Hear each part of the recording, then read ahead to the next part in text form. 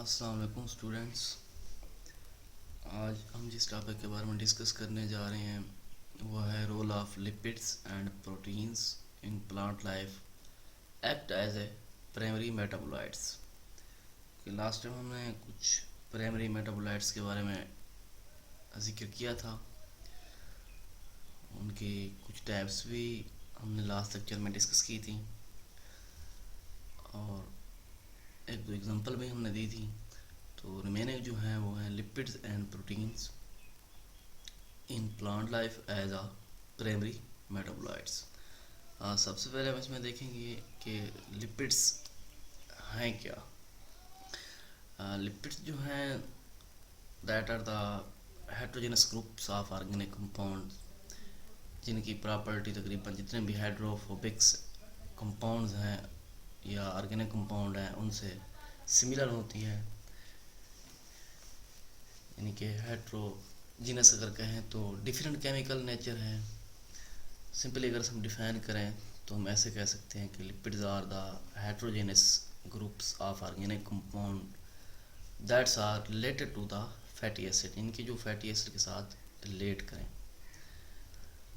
जो कि वाटर में इंसॉल्युबल होते हैं, लेकिन ऑर्गेनिक सॉल्वेंट जैसे कि अल्कोहल हो गया, क्लोरोफॉर्म हो गया, बेंजीन हो गया, ईथर हो गया, इनमें क्या है ये सॉल्युबल होते हैं। हाइड्रोफोबिक मीन के पानी से दूर भागने वाले हैं, यानी कि बीइंग हाइड्रोफोबिक। लिपिड जो हैं इम्पॉर्टेंट कंपाउंड्स हैं जो प्लांट्स में मौजूद होते हैं और प्लांट्स की लाइफ में एक इम्पॉर्टेंट रोल भी है, वो आगे जाके हम डिस्कस करते हैं। लिपिड जो हैं प्लांट्स में जो सिंथेसाइज होते हैं by the process of lipogenesis from carbohydrates, यानी कि synthesise from carbohydrates through the process of lipogenesis. Lipogenesis के प्रोसेस से कैसे सिंथेसाइज होते हैं, एक एंजाइम्स है फैटी एसिड सिंथेसाइज एंजाइम जो कि इन्हें सिंथेसाइज करता है फैटी एसिड से। फैटी एसिड कौन सा process from acetyl coenzyme, यानी कि lipogenesis process fatty acid are synthesise from acetyl coenzyme by the action of fatty acid synthesise enzyme. इनके फैटी एसिड से सिंथेसाइज हो रहे हैं कौन से स्टेप से, एसिटाइल को एंजाइम से, लेकिन एंजाइम कौन सा जो इसे कन्वर्ट कर रहा है वो है फैटी एसिड सिंथेसाइज एंजाइम, जो कि लिपोजेनेसिस के प्रोसेस में लिपिड्स को क्या कर रहा है, सिंथेसाइज कर रहा है। और कहाँ से सिंथेसाइज हो रहे हैं, फैटी एसिड के एसिटाइल को एंजाइम। प्लांट की लाइफ में इनका क्या रोल है कि लिपिड्स का, तो सबसे पहले जो है प्लांट एक्सटर्नल स्ट्रक्चर। लिपिड जो हैं पहले कहा है कि वाटर रिपेलेंट है, मीन के दूर भागने वाले हैं। ये प्लांट को प्रोटेक्ट करते हैं एक्सेसिव वाटर लॉस। किस वक्त करेंगे, जब पानी की कमी होगी, तो ड्यूरिंग हाइपोटेनिक इन्वायरमेंट, यानी कि as lipid form cuticle on the leaves of plants, यानी कि क्यूटिकल्स बन जाएंगे जिसकी वजह से ट्रांसपिरेशन का रेट कम हो जाएगा, वाटर लॉस कम होगा during the shortage of water that act as a plant external structure. Second one जो इसका प्रोसेस है या प्लांट में रोल है इसका, वो है एनर्जी स्टोरेज। लिपिड्स या फैट्स जो है पीछे पड़ते हैं, कुछ रिजर्व प्रोडक्ट के तौर पर भी फैट्स यूज़ होते हैं। तो लिपिड जो फैट्स हैं ये दोनों मेजर सोर्स हैं एनर्जी स्टोरेज का प्लांट्स में, और तकरीबन मोस्टली लिपिड्स जो हैं प्लांट्स में ये ऑयल की फॉर्म में पाए जाते हैं। Mostly lipids are in oil form in plants. इनके लिपिड्स या फैट्स जो हैं that are the major source of energy storage in plants. ये इसका क्या है, सेकंड रोल है। नेक्स्ट जो है इसका वो है structural components. Structural component fats जो हैं इनका एक ऐसा रोल भी है कि act as a structural components. इनके फैट्स जो हैं सेल मेम्ब्रेन और जो प्लांट सेल के जितने पार्ट्स हैं उनमें क्या है मौजूद होते हैं, और ये बिल्ट अप कराने में क्या करते हैं, मदद देते हैं। क्योंकि जो क्यूटन वगैरह है दैट फॉर्म एक्सटर्नल या addition protective layer on the cuticle of epidermis. कहाँ पे मीन के प्लांट ऑर्गन जिस उन्होंने पीछे पड़ा है, लीव्स, फ्रूट, सीड, तो उनको प्रोटेक्ट करने में मदद देती हैं। तो ये स्ट्रक्चर कंपोनेंट के तौर पर भी क्या है, लिपिड्स, फैट्स जो हैं सेल मेम्ब्रेन में मौजूद हैं। प्लांट हार्मोन्स जिसका नेक्स्ट रोल है, कुछ टाइप्स के जो लिपिड्स हैं act as a steroid hormones plants में मौजूद होते हैं, जैसे कि कोलेस्ट्रॉल वगैरह, that perform important function in the bodies of animals, या ऐसे कहना है कि प्लांट्स वगैरह कोलेस्ट्रॉल जो है एनिमल्स में, और ये जो lipid act as steroid hormones ये प्लांट्स में क्या है, प्लांट हार्मोन के तौर पर भी क्या करते हैं, लिपिड्स एक्सक्रीट आउट होते हैं प्लांट में से। अगर हम इनकी एग्जांपल्स की बात करें तो सबसे पहले आ जाता है वैक्सेस एंड क्यूटन।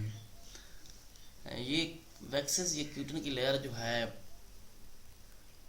प्लांट की एक्सटर्नल सरफेस क्यूटिकल मौजूद होते हैं। इनका फंक्शन जो है मोस्टली आपको भी पता है कि ये क्या करते हैं, प्रोवाइड प्रोटेक्शन करते हैं। कहाँ से, मीन के डिहाइड्रेशन का प्रोसेस हमने पीछे भी अभी जिक्र किया है कि पानी की कमी वगैरह हो जाए, या फिर पैथोजन के इंसेक्ट वगैरह उनके अटैक से भी क्या करते हैं, प्लांट्स को बचाते हैं। क्योंकि अभी मैंने कहा भी है कि एडिशनल प्रोटेक्टिव लेयर जो है वैक्सेस बना देते हैं एपिडर्मिस पे ऊपर प्लांट ऑर्गन में, लीव्स हो गया या फ्रूट्स वगैरह या सीड वगैरह, तो यानी कि ये प्रोटेक्शन का काम सर अंजाम दे रहे हैं। सेकंड वन जो है सुबरन, इनका काम भी वैक्सेस और क्यूटन से रिजेंबल करता है। ये भी एक लिपिड है, इसका कोई भी स्ट्रक्चर भी कोई यकीनन कोई फाइंड आउट नहीं हुआ कि ये that is present in the wall of cork cell, और ये भी इसका फंक्शन भी कॉर्क सेल में क्या है, एक्ट एज ए प्रोटेक्शन, यानी कि प्रोटेक्शन देता है, प्रोटेक्ट करता है प्लांट्स को बाया डिहाइड्रेशन प्रोसेस, बाया या पैथोजेनिक इंसेक्ट वगैरह, यानी कि पैथोजन से भी इसे क्या करता है, बचाता है, रेजिस्टेंस प्रोड्यूस करते हैं ऐसे कह लें। थर्ड वन जो है ग्लिसरोफॉस्फोलिपिड्स, ये भी क्या है, जो प्लांट सेल मेम्ब्रेन है उसका एक इम्पॉर्टेंट कंपोनेंट है, और ये भी स्ट्रक्चरल कंपोनेंट्स बनाने में प्लांट सेल मेम्ब्रेन के ऑल पार्ट्स में ये भी क्या है, ऐसे कह लेंगे that is the structural component. Fourth one जो है टर्पीन्स। टर्पीन्स जो हैं ये भी रिलेटेड हैं टर्पिनाइड से, मीन के टर्पिनाइड जो होते हैं that are the very large and important compounds. Terpenoid simple कह लें कि that are the simple repeating unit of isoprenoids. अब जो टर्पिनाइड्स की एग्जांपल है उनमें यही रबर या कैरोटीनाइड या स्टीराइड या टर्पीन्स आ जाते हैं। अब ये टर्पीन्स हैं दैट द कस्टिव lipids of specific aroma and flavour, यानी कि ये ऐसे ऑर्गेनिक कंपाउंड्स हैं जो कि प्लांट्स में इनका जो एक स्पेसिफिक ऐसे कहें ख़ास किस्म का कोई कलर भी है और साथ में टेस्ट भी है, स्मेल करने से अच्छी स्मेल आपको फील होगी, दैट आर द टर्पीन्स। ये भी क्या है, ऑर्गेनिक कंपाउंड्स है। नेक्स्ट जो आ जाता है वो आ जाता है न्यूक्लिक एसिड। अब न्यूक्लिक एसिड सबसे पहले ये कि ये है क्या चीज़, that are the important for the survival of organism. Organism की सर्वाइवल के लिए क्या है, ये बहुत ज़्यादा ज़रूरी होता है। इसके अलावा जितनी भी इंफॉर्मेशंस हैं उनको स्टोर करने का भी ये क्या है, रेजिस्टेंस ऑफ द ऑर्गेनिज्म, या उसको क्या करता है, ये स्टोर करता है। इसमें क्या स्टोर हो जाती हैं कि न्यूक्लिक एसिड जो हैं that are the polymer units of या polymers of units that is called nucleotides which are composed of mean के पेंटोज शुगर, नाइट्रोजन बेस या फास्फेट ग्रुप पे ये होते हैं, ये मुश्तमिल होते हैं। न्यूक्लिक एसिड जो हैं ये टू टाइप्स के होते हैं, डीऑक्सी राइबोन्यूक्लिक एसिड डीएनए से रिलेटेड, और राइबोन्यूक्लिक एसिड मीन के आरएनए से रिलेटेड। अब डीऑक्सी राइबोन्यूक्लिक एसिड जो है मौजूद होता है क्रोमोसोम्स में, न्यूक्लियस ऑफ द सेल्स में, और कुछ इसकी अमाउंट जो है डीएनए की माइटोकॉन्ड्रिया और क्लोरोप्लास्ट में भी मौजूद है। अगर राइबोन्यूक्लिक एसिड की बात करें या आरएनए की बात करें, ये भी न्यूक्लियस में मौजूद है, राइबोसोम में मौजूद है और साइटोसोल ऑफ साइटोप्लाज्म में मौजूद है। लेकिन इसकी भी कुछ जो सम अमाउंट ऑफ आरएनए जो है वो अदर पार्ट ऑफ सेल में भी क्या होता है मौजूद होता है। तो ये कम्प्लेक्स स्ट्रक्चर हैं और पॉलीमर्स ऑफ यूनिट्स हैं न्यूक्लियोटाइड्स के, इस वजह से ये cell of the in part of the cell में ये मौजूद होते हैं। मीन कि ये चीज़ याद रखनी है that are the survival of the organism, यानी कि इम्पॉर्टेंट है सर्वाइवल, क्योंकि ऑल द इंफॉर्मेशन जितने भी स्टोरेज प्रोडक्ट्स हैं फिनोटाइप से रिलेटेड या existence of the organism that are the stored in the nucleic acid. अगर इसकी फंक्शन की बात करें तो न्यूक्लिक एसिड का मेन फंक्शन जो है वो है स्टोरेज, किस चीज़ की स्टोरेज, जेनेटिक इंफॉर्मेशन, यानी कि जनरेशन टू जनरेशन जो इंफॉर्मेशन जीन गैप जो है वो ट्रांसफ़र होता है वो क्या है स्टोर जेनेटिक इंफॉर्मेशन, यानी कि पेरेंट टू ऑफ स्प्रिंग। दूसरी बात ये कि है न्यूक्लिक एसिड जो है प्रोटीन सिंथेसिस में भी इन्वॉल्व है according to specific nucleotide sequence, यानी कि प्रोटीन्स को भी क्या करता है सिंथेसाइज करता है, किससे न्यूक्लियोटाइड सीक्वेंस को एक रैंडमली जो उसको सीक्वेंस लगा के प्रोटीन सिंथेसिस में भी इन्वॉल्व है। नेक्स्ट आ जाते हैं प्रोटीन्स। प्रोटीन्स क्या हैं? प्रोटीन जो है that are the important component of living organisms, या हम इससे ये भी कह सकते हैं प्रोटीन जो है polymers of amino acids containing hydrogen, oxygen and nitrogen के अमीनो एसिड्स आपस में जॉइन आउट होकर प्रोटीन्स बनाते हैं। तो अमीनो एसिड्स जो हैं वो क्या हैं? अमीनो एसिड जो हैं have amino group and carboxyl group attach to the same carbon atom that is known as the alpha carbon भी उसे कहते हैं। Part of internal part plant cell जो है वो किससे बना होता है? प्रोटीन से बना होता है। और ये मुश्तमिल मैंने डेफिनेशन में ही कहा है कि nitrogen, carbon, nitrogen, oxygen as well as sulphur containing compound, अगर इनके स्ट्रक्चर की बात करें तो ये सल्फर कंटेनिंग कंपाउंड पर भी क्या है मुश्तमिल होते हैं। प्लांट्स में जो प्रिकर्सर्स हैं प्रोटीन्स के, वो प्रिकर्सर ऑफ प्रोटीन या amino acids are synthesised by combining, किस चीज़ के कम्बिनेशन से? यही ये जो आपको हाइड्रोजन, ऑक्सीजन ये नज़र आ रहे हैं, और क्या बना देते हैं? Form photosynthetic products and nitrogen. कहाँ से? From soil. किस प्रोसेस से? To the process of pathway, metabolic pathway के ज़रिए फोटोसिंथेटिक प्रोडक्ट्स एंड नाइट्रोजन बनाते हैं। कहाँ से? साइल से, by the combination of carbon, hydrogen and oxygen. इनके ये सिंथेसाइज कहाँ से होते हैं? कम्बिनेशन किससे होते हैं कंबाइन होके? तो वह कार्बन, हाइड्रोजन, ऑक्सीजन, और बनाते क्या है? From the photosynthetic products and nitrogen. कहाँ से? From soil through the metabolic pathway that is the proteins. Plants की लाइफ में प्रोटीन्स का क्या रोल है? सबसे पहले जो है ग्रोथ एंड डेवलपमेंट। प्रोटीन जो है स्टोर आउट होती हैं वेजिटेटिव सेल्स, जो ग्रोइंग सेल्स इन्हें कहते हैं, और एम्ब्रियोनिक सेल्स में। और ये क्या है? प्रोटीन इन सेल्स को प्रोटीन जो है वो प्रोवाइड करती हैं नाइट्रोजन, कार्बन और सल्फर। किस मकसद के लिए? For further growth and further development का जो प्रोसेस है, ताकि प्लांट अपना कंटिन्यू कर सकें। सेकंड वन जो है कैटलाइजिंग रिएक्शन। प्रोटीन का ये काम भी है कि वो डिफरेंट रिएक्शन को कैटलाइज करती हैं इन प्लांट्स में, और act as in the form of enzyme. किस फार्म में? एंजाइम की फार्म में, जैसा कि कैटलाइज हो गए, फास्फेटेज हो गए, इस तरह के और भी एंजाइम जो हैं पेरोक्सिडाइज वगैरह, ये क्या करती हैं? डिफरेंट केमिकल रिएक्शंस को कैटलाइज करती हैं। थर्ड वन इसका जो रोल है वो है इंट्रासेलुलर स्ट्रक्चर। प्रोटीन जो है प्लांट सेल में इंट्रासेलुलर स्ट्रक्चर के तौर पर भी क्या है मौजूद हैं, या फार्म इंटरसेलुलर स्ट्रक्चर जो है प्लांट सेल में बनाती हैं।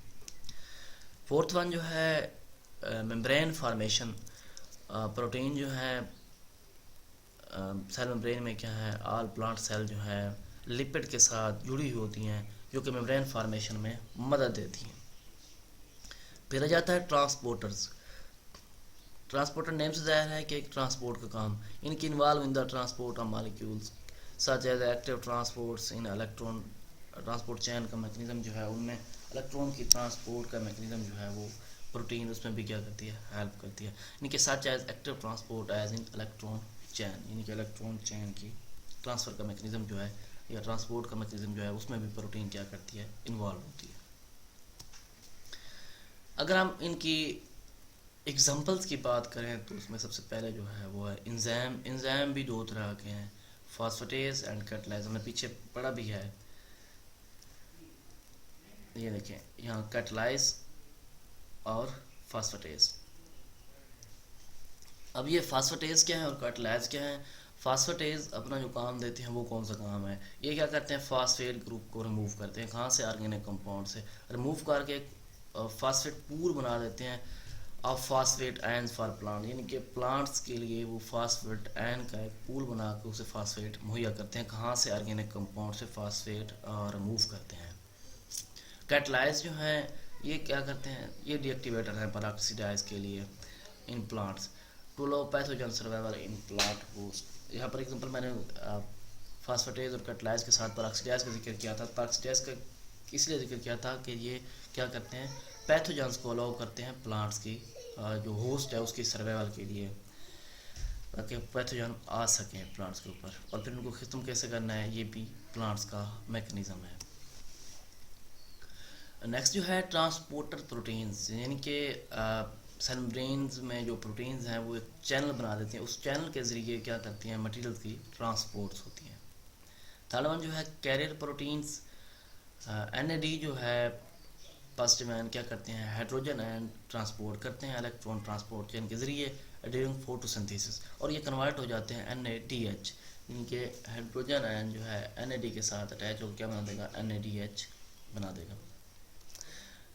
जी तो ये था हमारा आज का लेक्चर जिसके बारे में हमने डिस्कस किया है।